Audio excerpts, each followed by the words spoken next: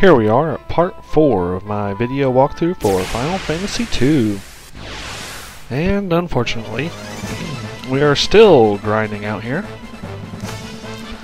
But, at least it's slightly more fun. Here we have a soldier. I think this is the first time I fought one of these. Ooh, 0 damage. You have to have a certain level of strength just to pierce through these guys' armor.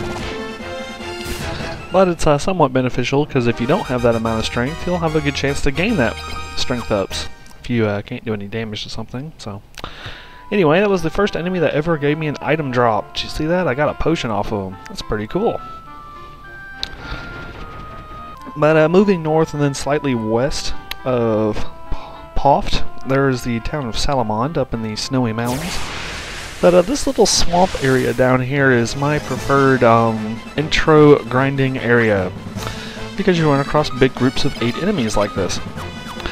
Now, I like to bolt or ice or somehow otherwise spell the queen bees that are in the back row in this particular group set, because the queen bee is capable of a permanent poison, whereas the hornets are just capable of a temporary poison. So that way I don't have to use antidotes and stuff to get rid of the poison, since I can just kill the queen bee right off the bat. Ooh, go shield! But these fights are good for lots of money, because there's so many enemies. Plus, since you're going 2 rounds, you know, it's good for getting level 3 weapons and stuff like that. But anyway, takes a while running around to get yourself all the money you need.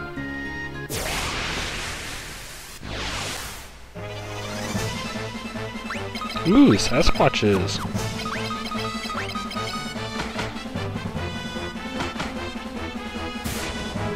Sorry if all these early intro parts are kind of boring, but I do spend about 3 hours grinding when I play this game just to get all the intro stuff taken care of.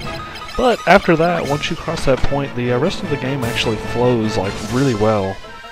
You just gotta stop every once in a while and boost your MP up a little bit so you can make it through the dungeons that you're going through. But other than that, most of your characters should have really good, equipment and stats and whatnot for whatever areas they're going into. The next thing I buy on my list here is if we head into the town of Salamond here, they have upgraded weapons for everybody. So I go in here and I purchase a mace, which is a level 2 weapon. Since it's a staff, since Maria is my staff user, go ahead and give it to her. Gives her a +5 to attack power. Alright. Now, as you can see, Gus is almost level 3 unarmed. Not quite made it there just yet. Alright, let's go out and earn ourselves up some more money.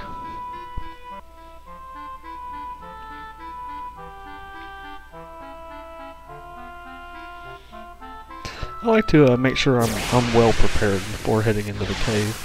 Since Mindu leaves afterwards, might as well make as much use out of him as we can, right?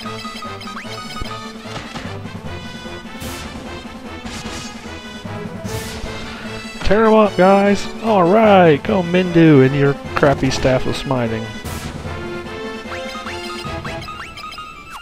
This is also the advantage of having 2 spells, is you can skill up 2 of them in a round. You'd think if you just sat and used the same spell over and over and over and over again, you'd get more skill out of it, but not really. It's like even if you get 3 points the first time, you'll only get 1 point each additional time afterwards, so it's better to, get 2 or 3 skill ups on 2 different spells. But anyway, Gus now has level 3 unarmed. Level 3 is about the highest we can get with a weapon skill at this point, so since we have an extra staff floating around, since I got Maria a new weapon, I go ahead and give it to Gus. Now you can dual wield in this game, so I give him an axe in his main hand and staff in his offhand, so that he can still kill stuff with the axe, but he'll still gain skill, weapon skill, for practicing and fighting with the staff, even though he's probably not going to do any damage with it.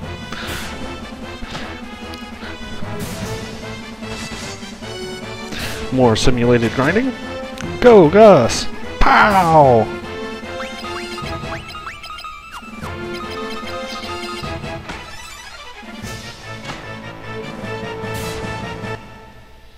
Alright, we defeated the goblins. Ooh, Mindu's staff and shield skill went up. I think that puts him at level 3, so he's now capped out. One thing I noticed is if you have a weapon with a shield in your offhand, every once in a while you'll get like +1 attack to what you're like supposed to. Like sometimes I'll see Mindu get 4 hits, even though he can only do 3 hits with his skill level. But anyway, I managed to scrape myself up a little bit more money here. Heading back to Poff, I decided to get me some better armor.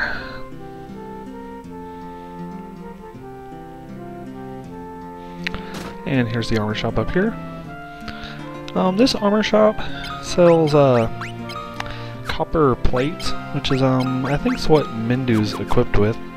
Not 100% for sure, but they cost 200 each, and they're pretty good. I mean, they have equal defense to another set of armor that you can buy in Salamon, but the stuff that you get out of Salamon costs twice as much, but has exactly the same defense.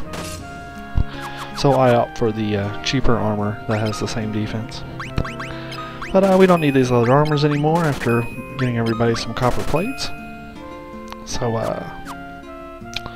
there's that. Let's head back and do some more grinding.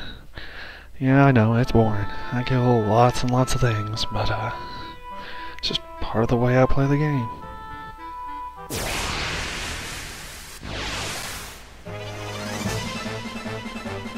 Ooh, it's a Loper.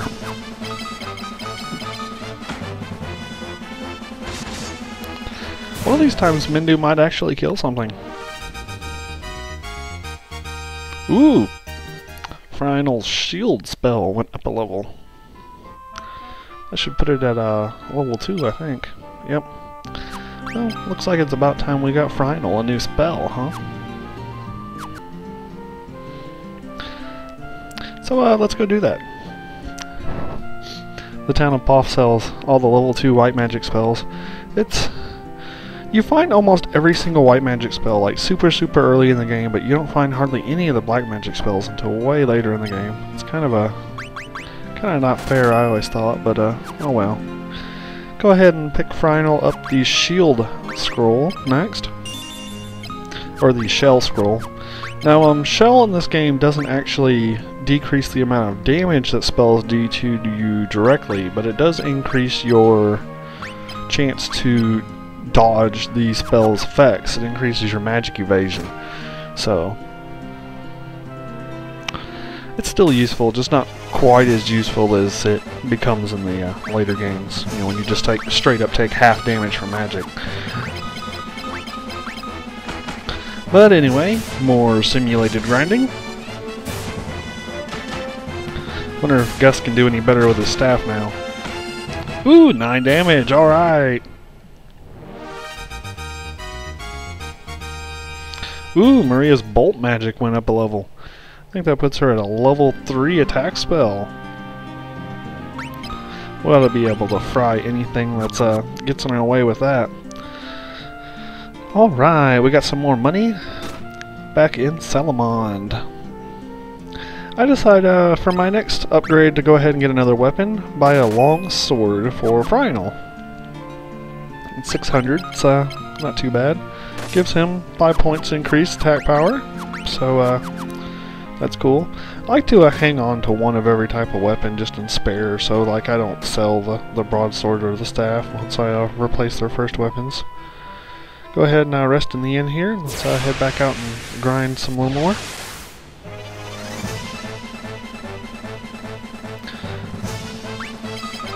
I think I decided to just go wander the world map a bit more after this.